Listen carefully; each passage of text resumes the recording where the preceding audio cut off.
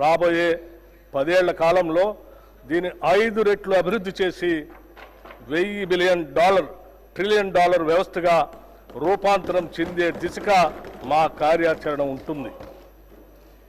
హైదరాబాద్ మహానగరంలో రవాణా, మౌలిక సదుపాయాల విస్తరణ, పర్యావరణ పరిరక్షణ మరియు సాంకేతిక అభివృద్ధి ప్రధాన అంశాలుగా అంతర్జాతీయ స్థాయిలో ఒక గ్లోబల్ సిటీగా తీర్చిదిద్దేందుకు మాస్టర్ ప్లాన్ను తయారు చేస్తున్నాం. దీనిలో భాగంగా హైదరాబాద్ని కాలుష్యరహిత నగరంగా తీర్చిదిద్దడానికి మూసీ నది పునరుద్ధరణ ప్రాజెక్టుని ప్రారంభించాం. ఆధునిక సాంకేతిక పరిజ్ఞానంతో పాటు క్లీన్ ఎనర్జీ, సుస్థిర అభివృద్ధితో తెలంగాణ రాష్ట్రాన్ని అగ్రగామిగా నిలబెట్టేందుకు మెగా మాస్టర్ ప్లాన్ 2050ని రూపొందించాం. దీనికోసం సౌర, పవన ఇంధన ప్రాజెక్టుల స్థాపనను ప్రోత్సహిస్తున్నాం. ప్రతి పౌరుడికి మెరుగైన వైద్యం అందించడానికి, ఆరోగ్య సేవలను మెరుగుపరచడానికి మెడికల్ కాలేజీల ఏర్పాటుకు భారీ స్థాయిలో కేటాయింపులు చేశాం. సమాజ పురోగతికి కీలకంగా మారిన విద్యా వ్యవస్థను పటిష్టపరచడంతో పాటు డిజిటల్ విద్యను పెంపొందించి పాఠశాలలకు మౌలిక సదుపాయాలను కల్పించాం. వెనుకబడిన వర్గాలకు చెందిన ప్రతిభావంతులైన విద్యార్థులను ప్రోత్సహించేందుకు స్కాలర్షిప్లని అందిస్తున్నాం. రైతుల సంక్షేమమే ప్రాధాన్యంగా పనిచేసే మా ప్రభుత్వం రాష్ట్ర రైతాంగానికి ఎప్పటికప్పుడు స్వల్పకాలిక, దీర్ఘకాలిక సహాయాన్ని అందిస్తూనే ఆధునిక వ్యవసాయ విధానాలను ప్రోత్సహించేందుకు సబ్సిడీలు, ప్రత్యేక ఇన్సెంటివ్లని అందిస్తుంది.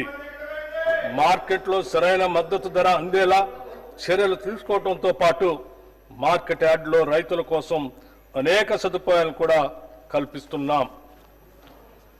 నీకు కనిపించిన బలహీనుడైన నిరుపేద ముఖాన్ని గుర్తు తెచ్చుకో.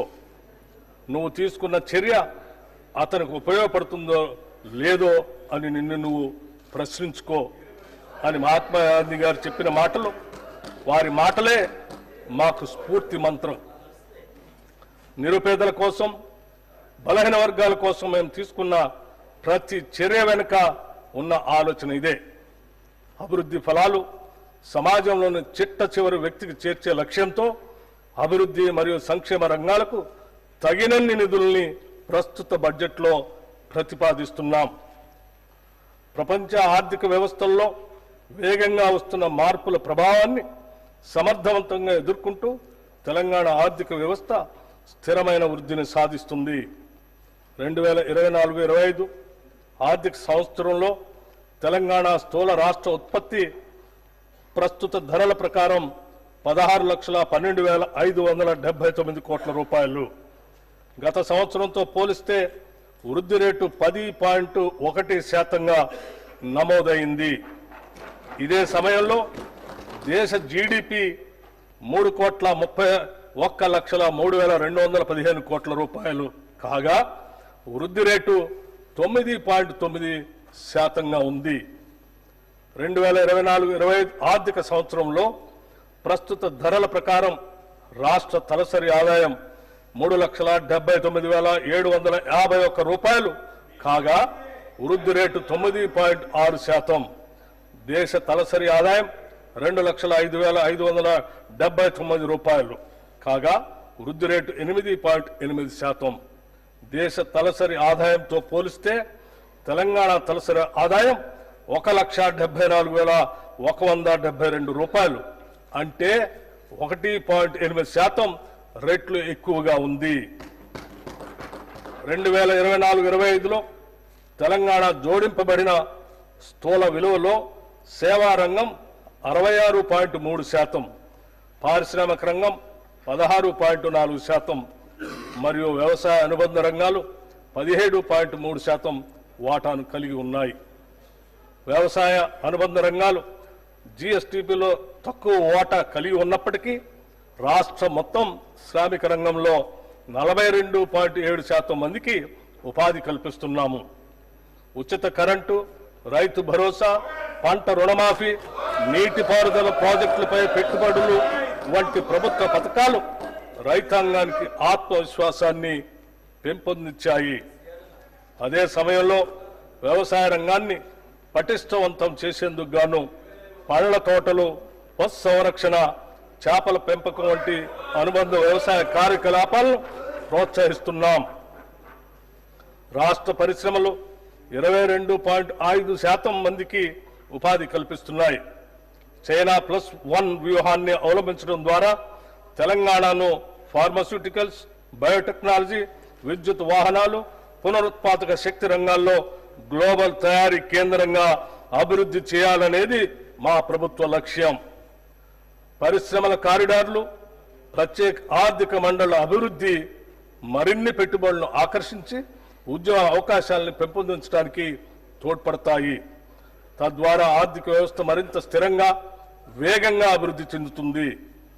రాష్ట్రంలో సేవా రంగం అత్యధిక కొత్త ఉపాధి కల్పించే దిశగా కొనసాగుతుంది. ఇది మొత్తం శ్రామిక రంగంలో 34.8% వాటాను కలిగి ఉంది. హైదరాబాద్ నగరం ఐటీ రంగంలో అగ్రగామిగా, ముఖ్యంగా సాఫ్ట్వేర్ సేవలు, ఫిన్టెక్, లాజిస్టిక్, పర్యాటక వంటి రంగాలలో ఉపాధి వృద్ధికి ప్రధానంగా దోహదపడుతుంది. తెలంగాణలో శ్రామిక శక్తి 68.7% ఉండగా దేశీయ సగటు 64.3% మాత్రమే ఉంది. దీనిలో మహిళల ఉపాధి శాతం 52.7% ఉండగా ఇది దేశ సగటు 45.2% కంటే అధికం. మహిళలు మరియు వెనుకబడిన వర్గాలకు తెలంగాణ ప్రభుత్వం ఉపాధి అవకాశాలు కల్పించడంలో ఎంతగా విజయవంతమైందో ఈ గణాంకాలు తెలియజేస్తున్నాయి. రాష్ట్ర ప్రభుత్వం 16వ ఆర్థిక సంఘానికి సమగ్ర నివేదికను సమర్పించింది. ఇందులో కేంద్ర పన్నుల పంపిణీల్లో రాష్ట్రాలకు న్యాయమైన వాటా కల్పించాలని, అలాగే రుణ స్థిరత్వం, మౌలిక సదుపాయాల అభివృద్ధి మరియు సామాజిక సంక్షేమ కార్యక్రమాలకు మరింత ఆర్థిక సహాయం అందించాలని విజ్ఞప్తి చేసింది. కేంద్ర ప్రభుత్వం విధిస్తున్న సెస్సులు, అదనపు ఛార్జీల వల్ల రాష్ట్రాలకు వస్తున్న ఆదాయం గణనీయంగా తగ్గుతుంది అన్న విషయాన్ని కమిషన్కు వివరించాం. ప్రస్తుతం రాష్ట్రాలకు ఇస్తున్న 41% పన్నుల వాటాను 50% పెంచాలని ప్రతిపాదించడం జరిగింది. తెలంగాణ